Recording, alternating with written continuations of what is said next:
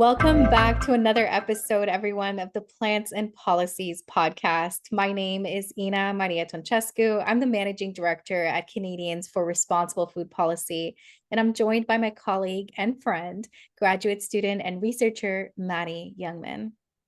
Tomorrow is World Water Day. And I have to say, I absolutely love the fact that we have these national or international holidays or days that we can take advantage of where we can bring national and international attention to important subjects that the whole world should know about and be concerned about. For this day, I want to talk about how animal agriculture is linked to water and draw some correlations between pollution, access to water, and the water use associated to animal agriculture. So let's hop right into it. And I'm going to ask Maddie some questions around this as we And move forward. Oh, sorry. Go ahead. and I was just going to say, I really want to engage with the audience a little bit and ask you folks to send us an email at email address hello@responsiblefoodpolicy.ca, letting us know if and what else you would like us to cover. And so we can get right into it. Ina, did you know that the agriculture sector is by far the biggest use of fresh water globally? And this is according to the Government of Canada's Agricultural Department. They say that it takes 95 liters per day in the summer to raise a lactating cow, as in a cow that is used for dairy. And that is a lot. That is a lot. And it's not something that I actually knew, by the way, Maddie, before getting into this line of work. I would have never known or even drawn a line between water and what's actually on my plate. I'll be very honest with you. I never thought about that. And I don't know if others are thinking about that at all, but I personally never thought about, because in fashion, they always talk about this, right? It takes 3,000 liters of water to produce a t-shirt, for example, which is why, for example, CRFP doesn't do merchandise, right? But in the same breath, I never thought about something being on my plate, or let's say consuming meat or dairy, and then thinking about how much water it took to actually produce that. Water didn't come to mind, to be honest with you. Yeah. And like in line with like fashion, I hear a lot about, how much water is polluted and used to make a pair of blue jeans, like brand new, right? And that is something I think at least a lot of people that I know really know. It's like drilled into our brains. But for agriculture, it makes sense when you think about it. But if you don't ever think about it, then, when you think about, how much of the water that we like need to survive is just, so a lot of it's coming from food, obviously. A lot of it's coming from us drinking water. But yeah, the fact that the food that we eat holds a lot of that water that we don't even get at the end, because it's going through the animal itself. So just to maintain its life, right? And so like a lot of that water we don't even see. And then also the water that goes through to feed them through the crops. Right, through the crops as well. Yeah, exactly. So just thinking about that, like how much water does it take for agriculture to even operate at all? According to the Government of Canada, the agricultural sector is by far the biggest use of fresh water, which is what we mentioned at the very beginning of this podcast, which is insane. I know the oil industry is up there as well.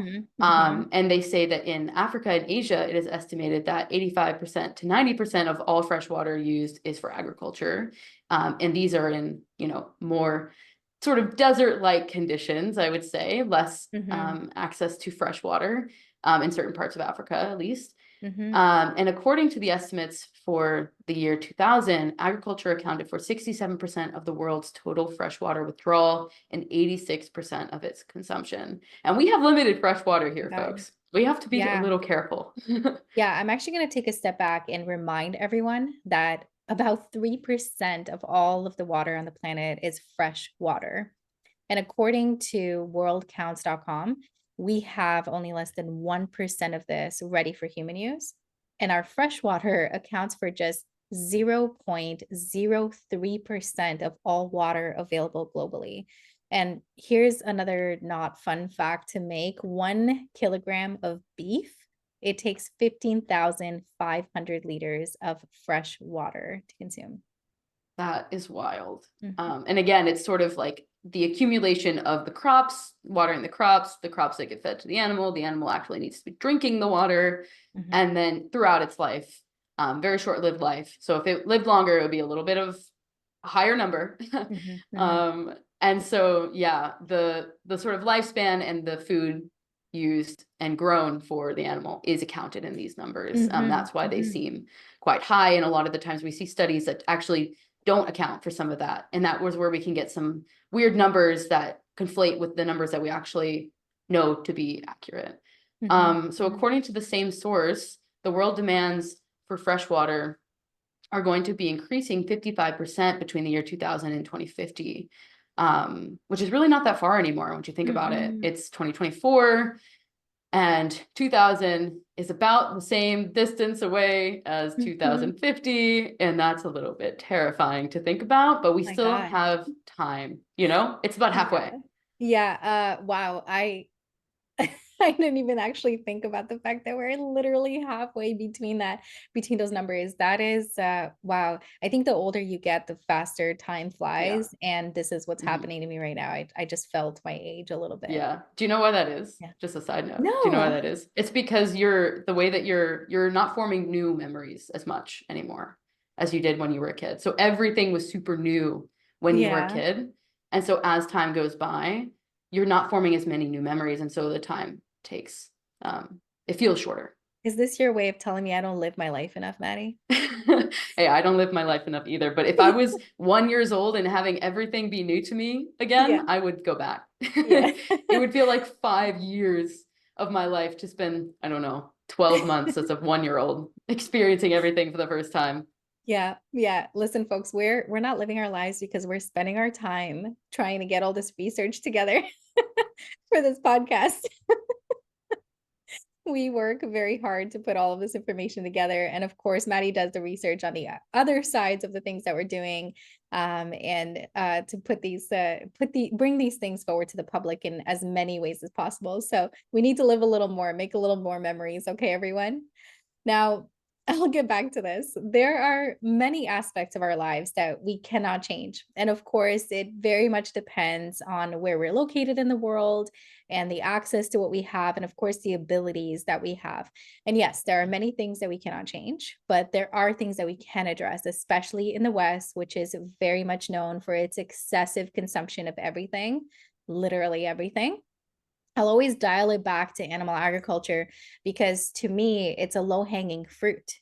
It's something that science says we should be reducing consumption of. It's something that history shows we've been consuming more and more of, and we were never built to consume the amount of meat and dairy that we currently do.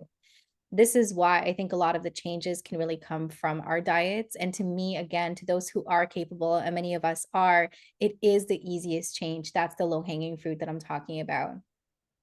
Yeah. And I think it's becoming a lot more popular now, to Mhm, think mhm. about sort of being more critical about our food system, just as we sort of are with the gas and oil industries, and sort of like looking at these systems and thinking like maybe we are not really fit to be doing this amount of extraction and Yeah. consumption. And Yes.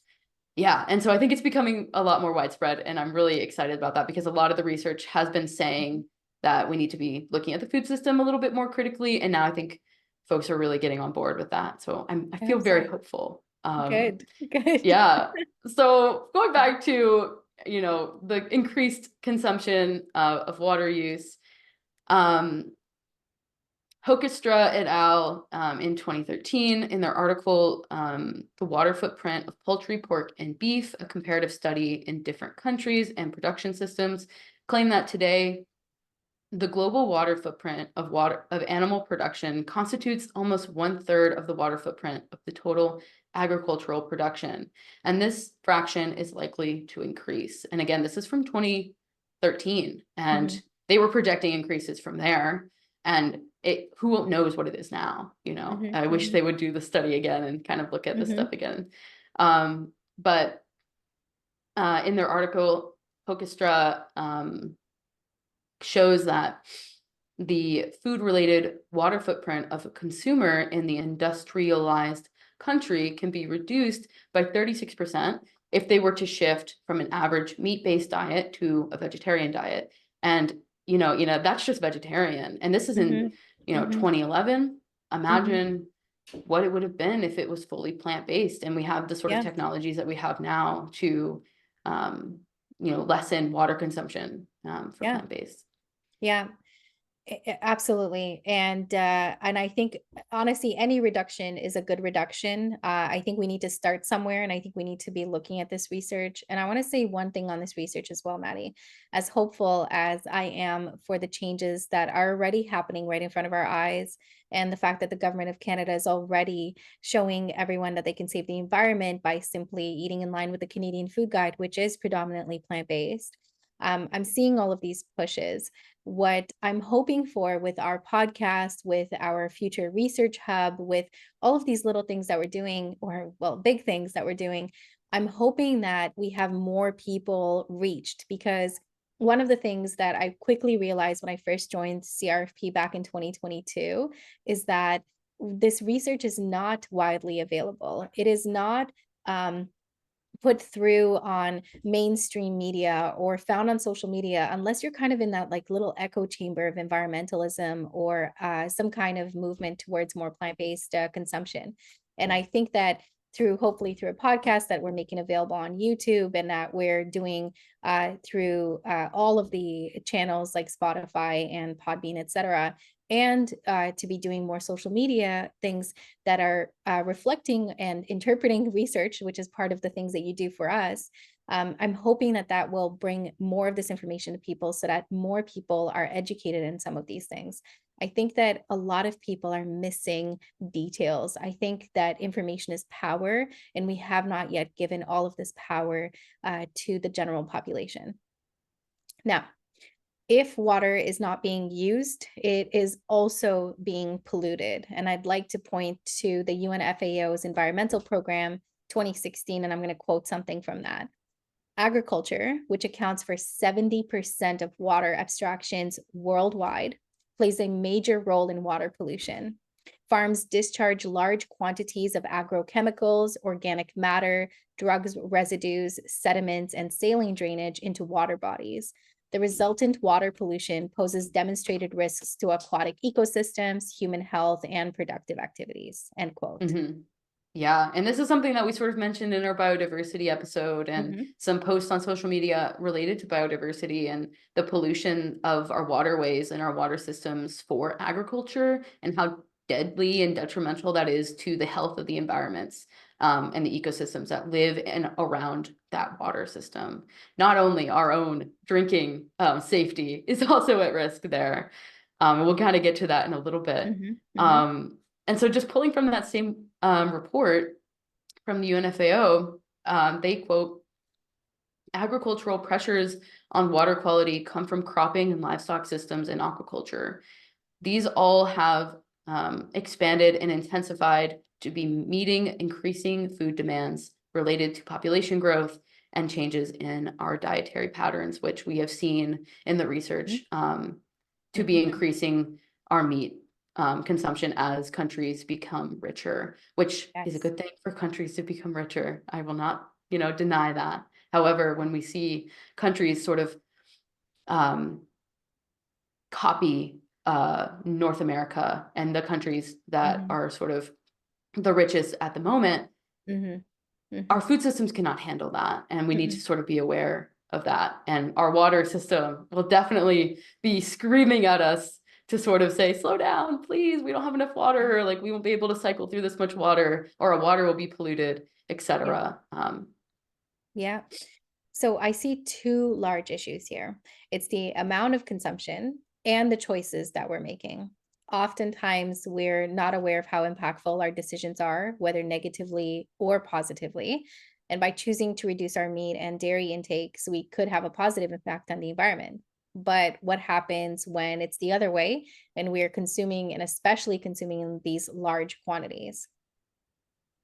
Yeah, exactly. I'd like to take a little bit, as I alluded to previously, about how Indigenous people and First Nations are affected by the decisions that we make.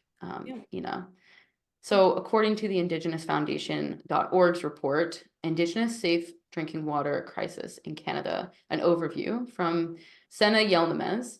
Canada possesses the world's largest freshwater reserves. Despite that, 618 First Nations communities are not supplied with safe drinking water, she says.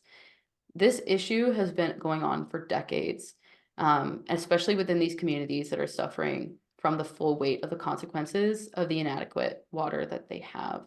Mhm. The lack of clean, safe drinking water in the Canadian First Nation communities is one of the greatest violations of the United Nations recognized human rights to water and sanitation, she says. And they sort of live under this constant threat of boil bans. And I'm not sure, if you've ever had to be under a boil ban or avoid water in fear that it's always being contaminated. Mhm. But I lived in a precarious situation once where there was a snowstorm. It was not, we were not prepared for such things. Mhm. And because of freezing pipes and various things like that, we actually did have a boil ban. And it was really terrifying. And unfortunately, our Indigenous communities live under these conditions on reserve all of the time. Mhm. So this position also forces them, the Indigenous folks, to buy bottles of water or large gallons of water from stores that can be located very far away, as we've talked about before, but also not just that, but very expensive to buy, like $40, Mhm. $50 for a gallon of water. Literal food desert, but Mhm. Water in desert. water version. Yeah. According to our friends at the York Food Policy, I'm going to quote something. In 2011, agricultural water use was allocated 85% for crop production and 15% for animal production.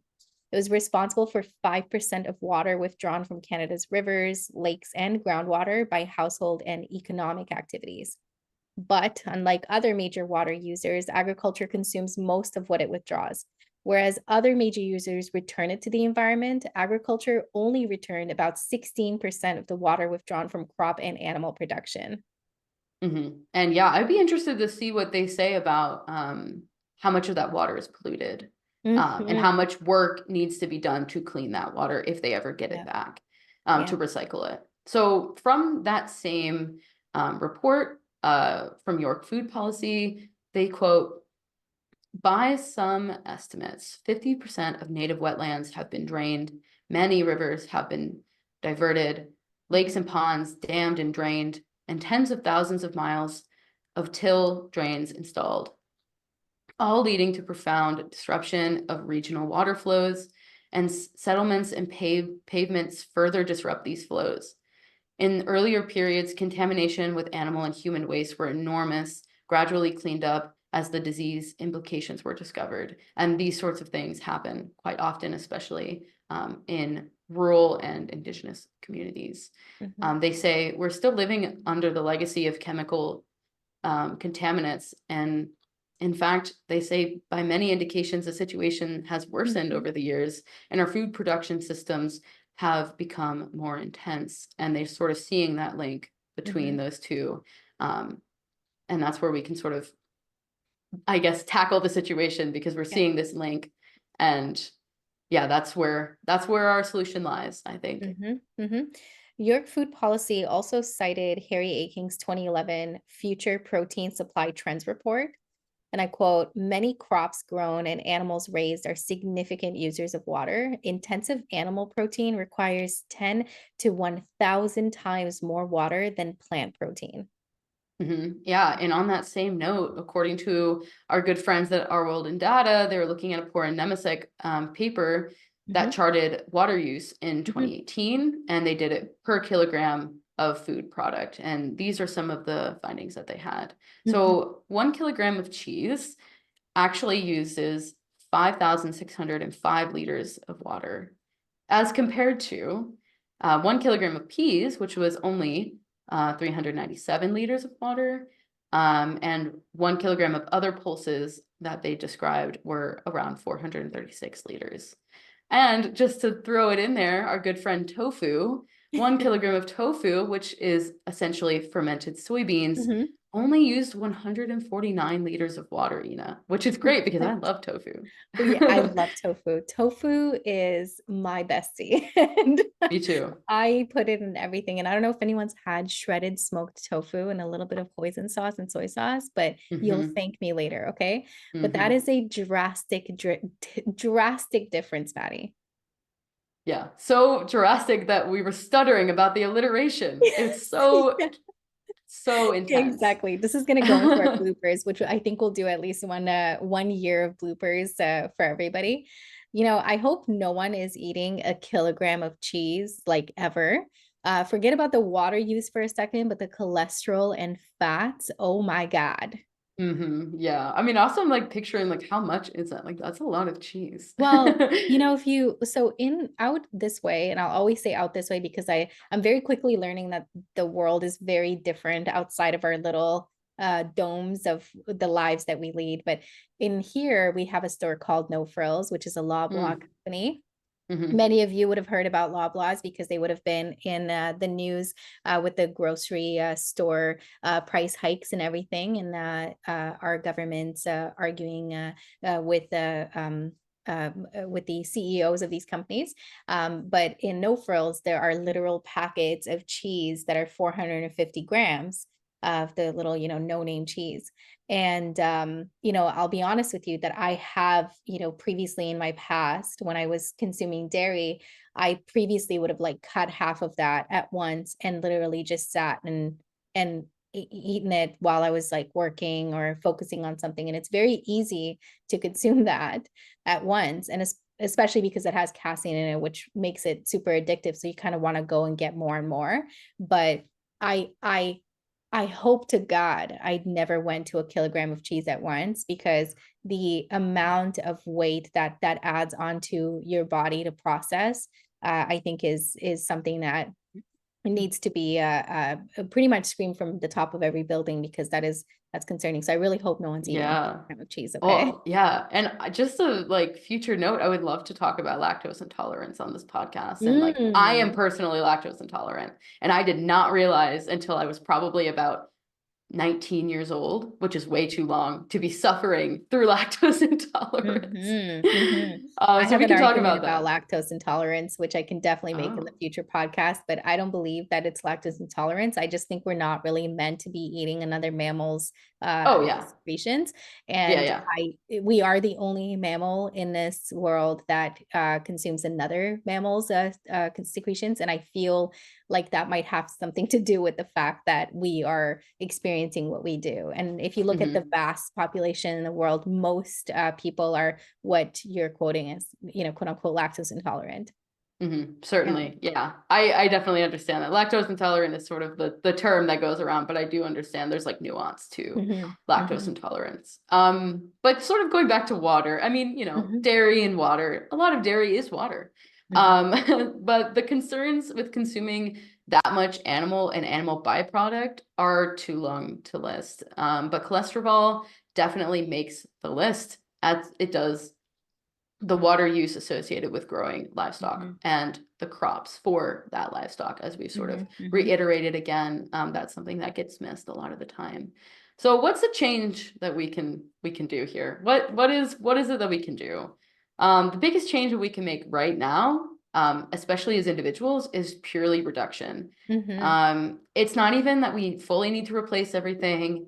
Hmm. Reduction is key, and according to Madre Brava, their 2023 report, if everyone in the UK and the EU had meatless Mondays and Tuesdays, so purely reduction of 2 days worth of meat reduction, they claim the moderate plant shift could also free up an area bigger than the entire United Kingdom and save 2.2 cubic kilometers of water or 880,000 swimming pools worth of water each year, which Yeah. is a lot of water A lot to of put it in water. perspective. Yeah, and the studies are endless, folks. Even the Canadian government points out just how much our current food system is using up our diminishing resources. we have choices to make, everyone, and policies to change. Of course, that's what we work on. And educating others about just how much their decisions impact the planet, that just may make someone think twice about what's on their plates. So let's leave it there for now.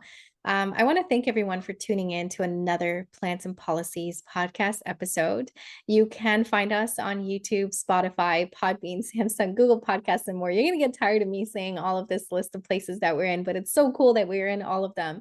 And I just want to say thank you. If you want to have anything to add to this, always feel free to email us at hello@responsiblefoodpolicy.ca.